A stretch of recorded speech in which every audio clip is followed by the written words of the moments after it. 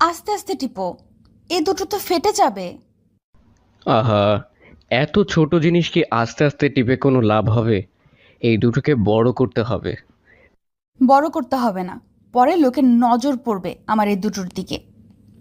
তাই পাগলি আমার, এই দুটোর দিকে আমি কারোর নজর পড়তে দিব না। আমি একদম সারা দিন রাত আমার চোখের সামনে থাকবে।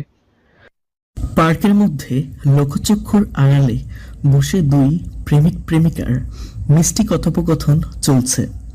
জি, অয়ন আর অধরা হলো গার্লফ্রেন্ড বয়ফ্রেন্ড। নববর্ষ উপলক্ষে তারা আজ ডেট করতে এসেছে। যদিও অধরা এসব ডেটে আসতে চায়নি, কিন্তু কি আর করার, এমন একটা রোমান্টিক বয়ফ্রেন্ড থাকলে তো তার সাথে ডেট না করে থাকা যায় না। অয়ন অধরার বেলুন দুটো নিজের হাতে নিয়ে ভালো করে কচলে টিপে চলেছে। অয়নের বেলুন টেপা দেখে অধরা মিটমিট করে হাসছে। আসলে অয়নের এমন কাজ করে অধরাকে কি বোঝাতে চাইছে, সেটাই অধরা সঠিক বুঝতে পারছে না।